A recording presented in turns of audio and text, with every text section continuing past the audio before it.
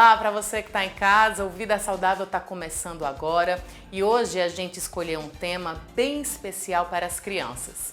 Hoje a gente vai falar sobre crescimento. Crescer com saúde é o que toda criança quer e, claro, os papais e as mamães desejam isso para os seus filhos. O crescimento é uma etapa natural da vida de qualquer pessoa e que requer, assim como todas as fases da nossa vida, um cuidado especial. E eu não estou falando só de uma alimentação adequada, balanceada ou da prática de exercícios físicos e de esportes. Eu estou falando sobre observar o desenvolvimento da criança e também a velocidade em que ela cresce, porque tudo isso é fundamental para que ela atinja uma estatura adequada. Por isso, hoje a gente reuniu um time de especialistas que vão esclarecer para você de casa todas as dúvidas relacionadas a essa etapa da nossa vida. Portanto, não sai daí que depois do intervalo tem vida saudável para você. Até já!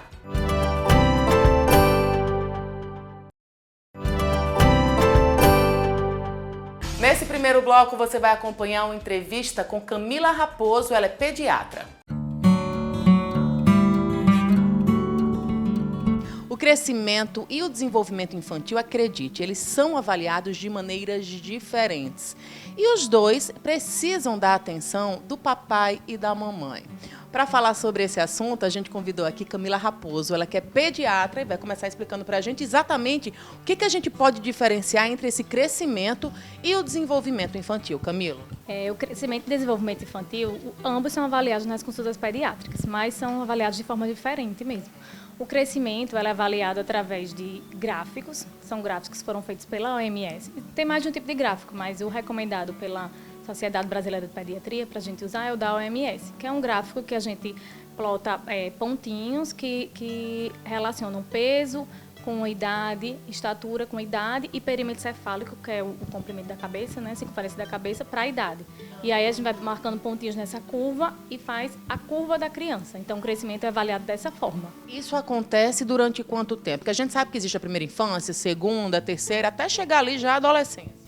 Então, esses gráficos da OMS vão até 20 anos. Então, desde o nascimento até 20 anos a gente pode avaliar dessa forma o crescimento. A gente também tem outra forma de avaliar o crescimento, mas é mais nos primeiros meses, em valores absolutos. Então, a gente sabe que no primeiro ano de vida a criança cresce mais ou menos, em média, 25 centímetros. E no segundo ano de vida isso cai pela metade, mais ou menos entre 12 e 13 centímetros ao ano. E aí, ao longo da vida, vai diminuindo esse valor, até que chega o estirão da puberdade e tem um novo aumento. Então, é avaliado por essas duas formas, tanto pelo gráfico que eu expliquei anteriormente, como por esses valores de ganho em centímetros anuais, que vai variar de acordo com o período da vida da criança. E o que a gente pode entender sobre o desenvolvimento? Existem os marcos, né? Isso, aí o desenvolvimento infantil, que também é uma coisa avaliada na consulta pediátrica, é bem importante ser avaliado. A gente avalia através de marcos de desenvolvimento para a idade. Então, por exemplo, cada idade vai ter alguns marcos a serem atingidos. Um marco motor, por exemplo, aos 6 meses a gente espera que a criança já sente com um certo apoio. Aos 7 meses a criança já sentada segura objetos e passa de uma mão para outra. Há 1 ano, a criança já é para segurar um lapisinho e riscar. Isso são marcos motores grossos e marcos motor fino. Aí tem os marcos motores de linguagem. Então, a criança com 9 meses inicia a parte gestual, de vem cá, tchau. A partir dos 6, 7 meses começa o balbucio, que é babá, dadá, mamá. Então, esses são os marcos. Tem marcos de desenvolvimento motor grosso, motor fino, marcos de linguagem, marcos cognitivos, que é a parte intelectual. Então, assim, com 1 ano a criança tem que empilhar 2 blocos. Isso tudo a gente avalia na consulta pediátrica. Tanto através de exame físico, às vezes a gente pede para a criança fazer alguma coisa, ou faz um exame físico, como também através de questionário, né? Questiona o pai ou o cuidador se a criança já atingiu uma coisa ou outra. O que é que vai interferir em casos de que haja algum tipo de demora, né, no desenvolvimento e no crescimento dessa criança? Em relação ao desenvolvimento, a gente chama de atraso de desenvolvimento. A gente vai encaminhar para... Depende do que a criança for atrasar. Por exemplo, se for um atraso motor, então a criança chegou com 1 ano e meio e não está andando, por exemplo, e a gente vai encaminhar para o fisioterapeuta para fazer estimulação. E se ele tiver atrasos em outros marcos, que necessitam de uma avaliação de especialista, a gente encaminha para o neuropediatra para avaliar se aqueles atrasos têm algum diagnóstico ou se é um atraso específico motor que precisa só de uma estimulação. Então, vai depender da avaliação global da criança, mas geralmente a gente caminha para o neuropediatra, para uma segunda avaliação de especialista, e para a área que a criança está deficiente ser estimulada. Se é motor, como eu falei, fisioterapeuta, se é de linguagem, a gente caminha para o fono. Agora, voltando para o assunto do crescimento, o peso e a altura, eles podem refletir, eles vão refletir o estado nutricional dessa criança? Sim, com certeza. O ganho de peso e ganho de crescimento, principalmente, ele é um resultado de uma interação entre a carga genética, que é a herança que a gente recebe dos pais, e fatores ambientais. E nesses fatores ambientais está a alimentação, prática de atividade física, boas condições socioeconômicas, acesso à saúde, um calendário vacinal atualizado. Tudo isso vai interferir, vai refletir no crescimento da criança. Então, uma criança que não tem acesso à saúde facilmente, tem condições habitacionais ruins, não pratica atividade física, tem uma alimentação pobre, então a criança ganha massa, ganha peso, mas tem alimentação nutricionalmente pobre, não é rica em vitaminas e minerais.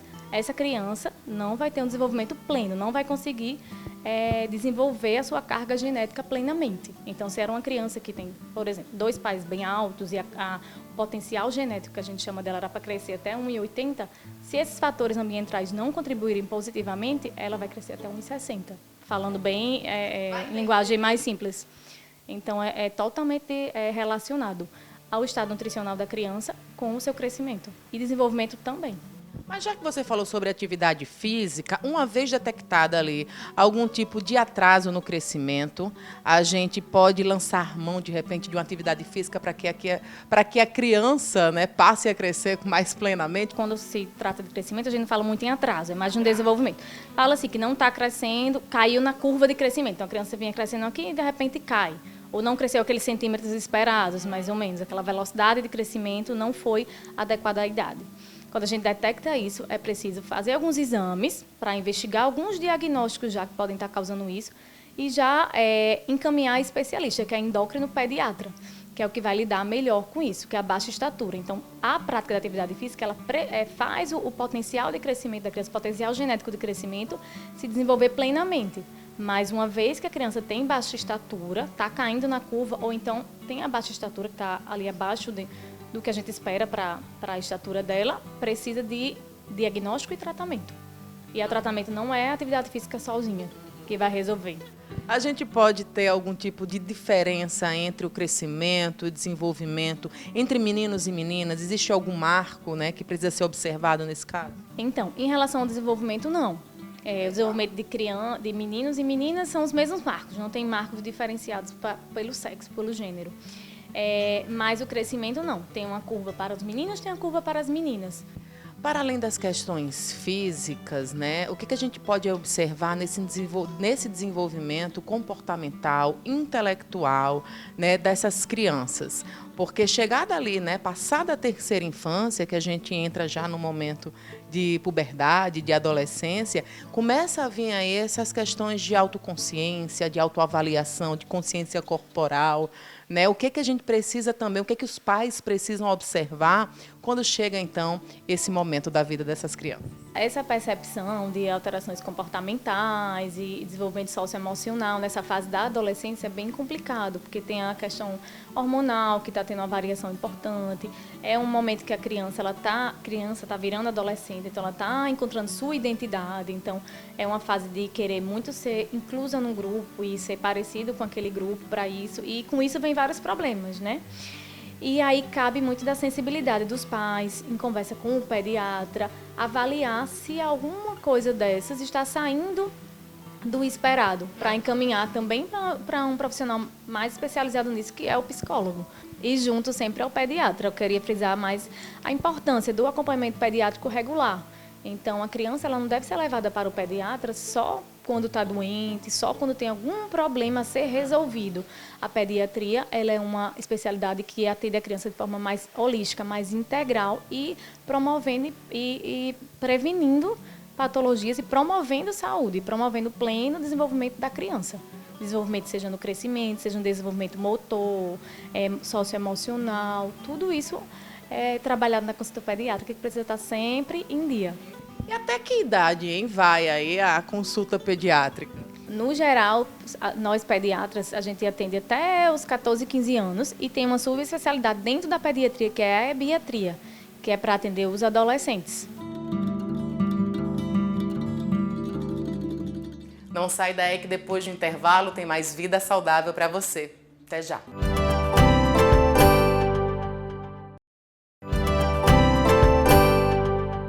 Nessa etapa da vida, os hormônios estão em verdadeira ebulição. Por isso que a gente também convidou um endocrinologista para falar sobre esse assunto. O papo agora é com a doutora Lana Brasil. A preocupação em não atingir uma estatura dentro da média preocupa pais e principalmente crianças e assusta muito. É preciso saber as causas dessa falha no desenvolvimento, na verdade, do crescimento da criança. É preciso, então, o acompanhamento de um profissional de endocrinologia para que isso aconteça, né, a contento.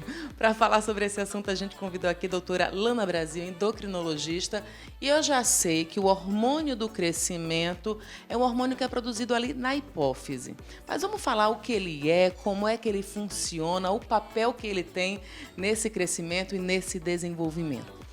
Na verdade, o hormônio de crescimento ele é um dos hormônios que influenciam o crescimento da criança. A cada etapa do desenvolvimento da criança, existem alguns hormônios que são até mais importantes do que o hormônio de crescimento. Sim, eles são produzidos pela hipófise, todos os hormônios passam pela hipófise.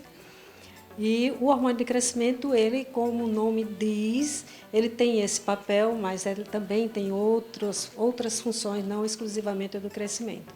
Ele é um dos fatores que interferem no crescimento, na estatura final das crianças, né? E ao longo da avaliação, a gente passa por essa verificação de como está funcionando esse hormônio. Um dos fatores que a gente acha bastante relevante para a família e para as crianças é o horário do sono, que é importante porque esse hormônio ele libera picos noturnos importantes e que são esses picos que fazem com que ajudem essa criança a crescer, tanto que a gente fala que você cresce dormindo. Eu gosto de dizer que são soldadinhos que estão acordados esperando, na hora que você adormecer, ele começa a trabalhar. E, de fato, isso tem um fator bastante importante. O que é que pode ocasionar um déficit, né? Algo que vai prejudicar, né, que essa criança atinja, de fato, ali o padrão de estatura?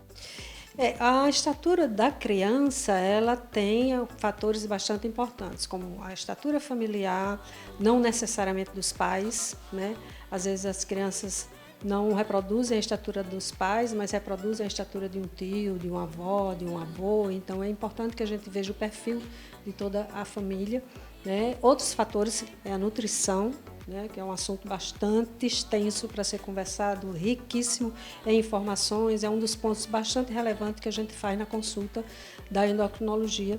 E aí a gente passa para os fatores hormonais, né? Da nutrição e da parte hormonal. E existem exames a ser feitos para verificar a ação adequada desse hormônio, né?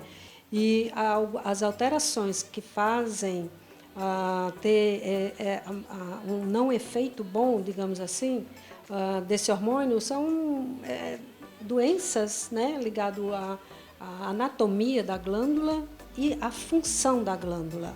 E algumas crianças nascem, inclusive, sem a glândula que produz esse hormônio, inclusive fica sem outros hormônios, não necessariamente só o hormônio de crescimento. Então, você passa por exames que é de imagem, para você ver a anatomia, se tem alguma malformação, se tem alguma tumoração, e em seguida você passa a avaliar a função dessa glândula, né, ou da ação desse hormônio, né? São exames um pouquinho chatos, antipáticos, que não são feitos na primeira consulta, não são feitos na primeira avaliação. Esse tipo de avaliação bioquímica, né, ela é um pouquinho mais tardia. Então A gente pode dizer caiu por terra, né? Essa história de papai e mamãe baixo, a criança vai ser baixinha também. Caiu por terra. Eu, como pediatra, no início da minha carreira, falava demais para os meus pacientes esse jargão, né? Olha, os pais são baixos, você provavelmente vai ser baixo, daí a justificativa. Mas isso não é uma verdade. Pode ser verdade. Os pais baixos podem ter filhos que vão puxar eles, né? Então, ok. Mas não necessariamente, né? Porque às vezes os pais tiveram um problema que prejudicaram aquele seu crescimento e naquela época ou não procuraram, ou não tiveram acesso a alguma avaliação e algum tratamento, e hoje as crianças têm essa oportunidade. Inclusive, você vê hoje um número muito grande de crianças utilizando essa terapêutica, né, de reposição do hormônio, e até algumas pessoas ficam, poxa, hoje toda criança, né, está tendo essa opção, mas na verdade é porque hoje também a gente abriu muito a condição de diagnóstico dessas crianças e graças a Deus elas estão tendo um resultado de estatura final, não obrigatoriamente social, por uma estatura final boa socialmente, mas sim, porque é uma necessidade mesmo que ela tenha essa reposição. Qual o fator que determina que aquela criança, de fato, precisa fazer uso do hormônio do crescimento? Olha, habitualmente as crianças chegam para o endocrinologista a partir do pediatra. Então, o grande olhar é do pediatra. Um dos principais marcadores clínico de triagem que sinaliza é o quanto que a criança cresce ao ano. Existe um valor numérico, uma quantidade de centímetros que a criança cresce ao ano. E depende da faixa etária. Um bebê cresce tanto, ou pré-escolar, cada faixa etária ele tem um nível de crescimento adequado, né? Então, esse valor, a cada ano, o pediatra vai avaliar a criança se ela está caindo desse valor. Então, vamos dar um exemplo. É uma criança de 6 anos, a média de crescimento ao ano são 5 centímetros. E aí o pediatra observa, ele está crescendo 4, cresce 3,5, 4, 4,5, nunca chega a 5. Esse é o momento e é, de fato, um elemento clínico bastante relevante para que o endocrinologista vá avaliar. E quando ele vai ao endocrinologista, ele já tem essa avaliação nutricional do pediatra, né? O que ele está se alimentando, se está adequado, se come bem, né? Se dorme certo. Então, quando vai para a gente, já tem um pouco essa avaliação. Em que momento, no caso, o pediatra, junto com o endócrino, vai receitar, vai ser indicado para aquela criança fazer uso desse hormônio? A idade, não existe idade certa, a idade é a idade do diagnóstico. Então, se você julga que uma criança não está crescendo bem, com 3, 4 anos, ali você já vai avaliar e ali você já vai verificar se há necessidade ou não. Quando essa criança chega ao endocrinologista, não é imediatamente que ele faz essa indicação, né? Ele tem todo um passo a passo de avaliação desse hormônio, como eu falei, né? Então, são exames que são feitos, que não são fáceis. Ele chega a expor a criança passa por situações desconfortáveis, ele precisa ingerir uma medicação que às vezes dá um pouco de sonolência, mexe, e fazer exames de imagem, que para a criança já é um sofrimento, é uma avaliação que demora aí um pouco para se chegar a definir, pronto, agora você precisa desse tratamento e vamos começar. Como é esse tratamento? Como é que ele é feito? Quanto tempo dura? E a expectativa, né? Se a gente vai conseguir alcançar o que se deseja. Eu vou falar para você como eu falo. Vamos tratar, é uma boa opção, vai ter um bom retorno, ele pode se beneficiar, mas é um tratamento chato, antipático, difícil e caro, bastante caro. Então, ele é chato porque ele é injetável, é todo dia e às vezes você fica cansado de toda aquela aplicação. O tempo é prolongado, então ele faz o tratamento até ele finalizar o crescimento dele. Então, se você pega uma criança com 4 anos, minha sobrinha começou com 4 anos e está até hoje com 12, 13 anos ainda tomando, não é fácil para uma criança. Para a família, quando vai viajar, vai para um aniversário, tem todo o manuseio dessa medicação. Então, ele é bastante, bastante antipático, né? E o valor que também é bem diferenciado. A gente tem o acesso pelo SUS para receber, e isso é um fator bastante acalentador, né? Que dá opções para muita gente entrar nesse programa e receber a medicação e ter um resultado feliz, né? A expectativa da criança e da família precisa ser muito bem colocada no início do tratamento. Não é... Você ouve às vezes as crianças dizem, eu quero ficar com 1,80, 1,85. Não é isso. Não é assim. Não. A expectativa é, a gente vai colocar você dentro do seu padrão familiar, dentro do seu potencial. Você está fazendo o tratamento porque você não está conseguindo alcançar o seu potencial. Você não está dentro do padrão de família, que seja pai, mãe, bom, é a média, que a gente faz uns cálculos para tirar essa média. Então, se a sua média, a sua expectativa, o seu potencial era 1,70 m, não vamos criar a expectativa para ter 1,90 m. Você vai ficar dentro daquele padrão de 1,70 m. E ele termina quando a gente, de fato, para de crescer. Existe um grande número que sim, outros precisam continuar, mas aí é outra situação. Mas, no geral, sim, é até o crescimento finalizar e a gente tem referências, né, da quantidade que ele cresce, da idade que está o osso, que aí a gente tem um parâmetro de que é o momento da criança suspender.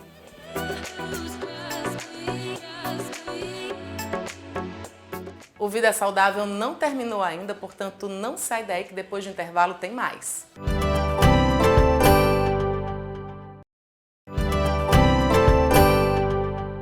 O nosso bate-papo agora é com a nutricionista Nayara Soares. Para crescer bem, tem que comer bem, né? Assim, quem nunca escutou isso da mãe, do pai, do avô, da tia, enfim, mas afinal de contas, né? O que é comer bem? Será que isso está ligado à quantidade ou à qualidade do alimento? Quem vai responder todas essas questões está aqui comigo, Nayara Soares, ela que é nutricionista infantil. E é isso, né? Como deve ser a alimentação da criança, a nutrição dessa criança ali, né? Vamos começar dos primeiros meses de vida. Primeiramente, é importante saber que a alimentação, como toda parte do desenvolvimento infantil, a fala, o andar, ela também, né, requer tempo, né? Então, existem as fases de desenvolvimento da alimentação também, né? Então, muitas vezes as famílias nos procuram, vamos começar a introdução alimentar com 6 meses e já quer que a criança esteja comendo tudo, né? Em todas as quantidades, todos os grupos alimentares. E aí eu sempre falo para os pais, é importante lembrar que também faz parte do desenvolvimento, né? Então, assim, essa criança, ela está descobrindo os alimentos, ela está descobrindo as texturas, as colorações, os sabores. Então, é muito importante que a família tenha paciência nesse primeiro momento. Então, desde o começo, desde a introdução alimentar, é importante conhecimento, né? Procurar um profissional que ajude você a saber quais são os alimentos que a gente pode oferecer nessa fase, né? Quais são as texturas que essa criança pode receber durante esse primeiro contato com o alimento, quais são as formas que a gente apresenta esse alimento que pode facilitar, né? Com que essa criança tenha uma atração maior e saiba estimular esse desenvolvimento dela. Então, o primeiro passo é isso, né? É realmente entender que faz parte do desenvolvimento e que essa criança, a partir dos meses, né, seguindo 7, 8, 9, ela vai realmente desenvolvendo esse comer, né, esse se alimentar. Mas, de fato, aquela criança que come bem, ela vai crescer mais, ela vai se desenvolver melhor? Então, primeiramente, esse conceito de comer bem, ele é muito relativo, né? Então, assim, às vezes eu recebo mães que querem que a criança coma, sei lá, 10 colheres de comida, né? E, na verdade, cada criança, ela tem uma capacidade de autorregulação, né? Que o adulto, ele perde com o tempo, né? A gente acaba comendo mais do que precisa. E a criança não, ela come exatamente aquilo que ela precisa. Então, é claro, se ela não tiver nenhuma doença associada, né? Nenhum transtorno alimentar. Então, se ela tiver um desenvolvimento normal, ela vai ter ali a quantidade suficiente. Então, mas sim, obviamente, o crescimento, o desenvolvimento, ele vem a partir da alimentação também, né? Então, assim, os nutrientes para o fortalecimento ósseo, né, para o sistema imunológico, vem por meio da alimentação variada. Frutas, verduras, legumes, tubérculos, né? Aí batata doce, inhame e assim por diante. Então, fonte de energia e fonte de nutrientes. E sim, para crescer e se desenvolver bem, é necessário ter uma boa alimentação. Porque você pode até crescer, né? Mas não necessariamente você vai conseguir fortalecer os ossos, ter um bom sistema imunológico, ter um desenvolvimento neurológico importante, que dê o aprendizado, né, da infância. Então, assim, são vários aspectos que são importantes, que a alimentação, né? E sem contar a questão social, né? Alimentar-se é ser um ser social, né? Você compartilhar aniversários, compartilhar com a família. Então, assim, tudo isso faz parte do aspecto da alimentação, não apenas o comer em si e o nutrir, né? Mas o desenvolver em todos os seus aspectos. Você fez essa observação, né, dessa autorregulação que as crianças têm, e às vezes os pais ficam, não, tem que raspar o prato, tem que comer tudo, menino. E será que esse é um dos erros que os pais costumam cometer, né, com relação a essa alimentação infantil? Também, né? Eu até costumo dizer que os pais, eles fazem sempre o que acham que é melhor para os seus filhos, né? Mas, assim, existem alguns equívocos no meio do caminho, né? E um deles é esse, né? Então, assim, a gente acaba, nesse sentido, ou pressionando muito a criança, né? Fazendo com que ela tenha uma rejeição da comida, ou a gente faz com que ela não tem a capacidade de atentar à sua autorregulação. Então, acaba fazendo com que ela coma mais do que ela precisa. E aí, mais na frente, essa criança acaba desenvolvendo uma obesidade, por exemplo. Né? Então, assim, nem o excesso, nem a falta são interessantes. Então, assim, trabalhar a autorregulação da criança é muito importante. É claro, dentro da fase de desenvolvimento, perto de 1 ano e meio, 2 anos e meio, a gente passa por uma fase muito comum hoje, que é a questão da seletividade alimentar, né? Que é um ponto que existem vários tipos de denominações para isso, algumas estão relacionadas diretamente a uma doença, né, que é um transtorno de processamento sensorial, que são coisas que a criança realmente precisa ser acompanhada por um terapeuta, um psicólogo, né, um nutricionista. Mas caso não, a maioria das casos são uma seletividade que a gente chama de transitória, né, que é aquilo no qual a criança ela começa a rejeitar, né, amava batata doce, de repente não come batata doce. Mas aí o que acontece muito com as famílias, né, é que elas acabam deixando de ofertar esses alimentos porque entendem que essa criança não come mais. E, na verdade, ela está apenas num processo de desenvolvimento. Ela está começando a se autoafirmar, entender o que ela gosta, o que ela não gosta, né? Começar a dizer o que ela quer, ao invés de aceitar apenas o que os pais dão. Então, é uma fase que a gente precisa realmente ser orientado para que eu não comece a restringir demais essas ofertas, entendendo que essa criança não quer mais comer. E, na verdade, não é isso. Ela está se entendendo como tudo funciona e acaba fazendo as suas escolhas temporárias, digamos assim. O que você mais escuta aqui com relação às queixas, né, que eles trazem de casa com relação a essa questão da alimentação, do desenvolvimento e do crescimento da criança? Então, a gente recebe os dois extremos no consultório, né? Tanto o extremo da seletividade alimentar, né? Que é o caso justamente que eu acabei de comentar, né? Sobre essa criança que acaba restringindo muitos alimentos, né? Acaba na rotina do dia a dia não estando tanto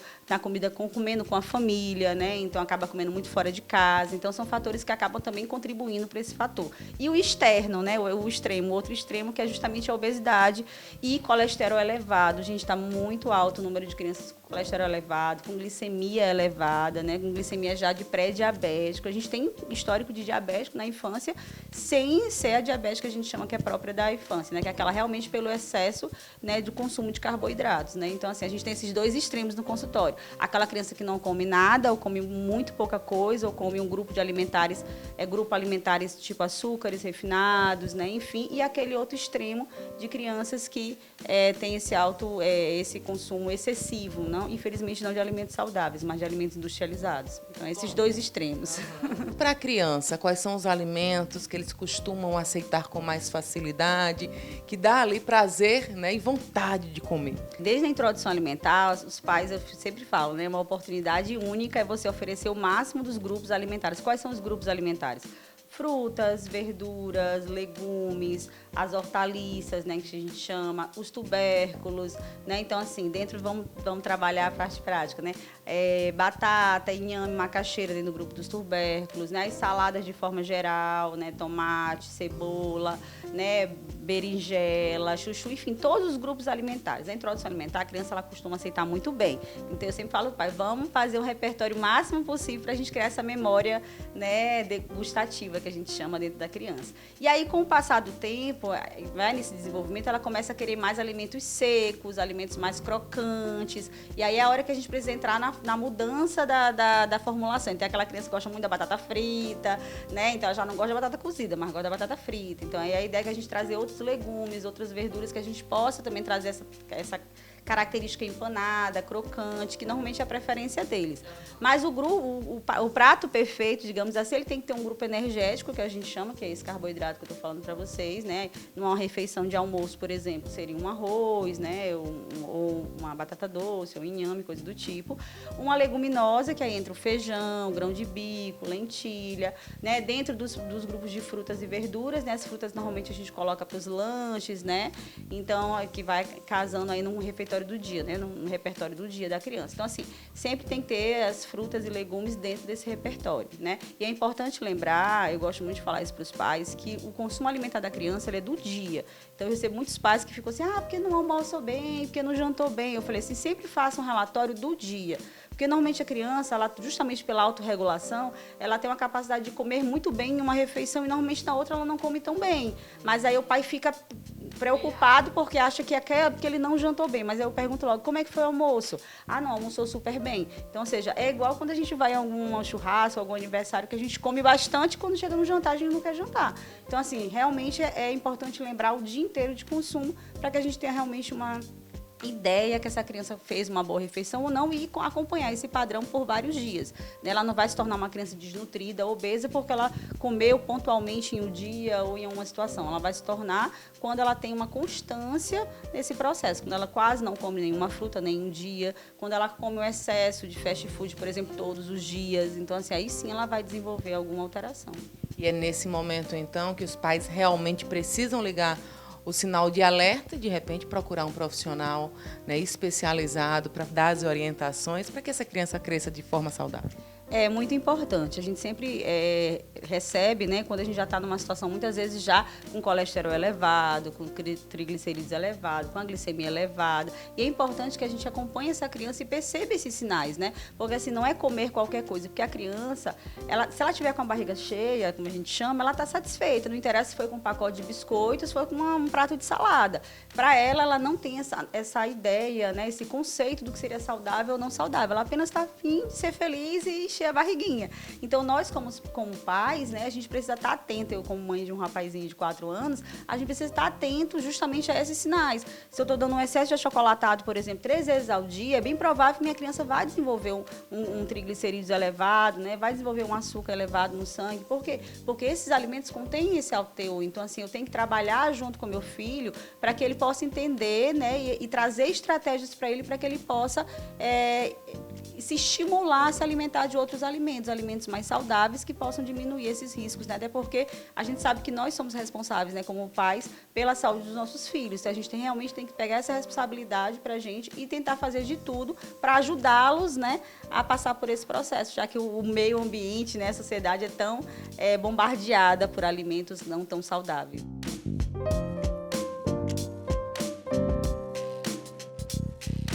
O Vida Saudável de hoje vai ficando por aqui. Dúvidas, críticas e sugestões de novos temas no nosso programa, você pode falar conosco lá no @VidaSaudávelTVAL ou ainda lá no meu perfil pessoal, que é o @VemCaLuísa, tá bom? Próxima semana tem mais Vida Saudável aqui na telinha da TV Assembleia. Até lá. Tchau.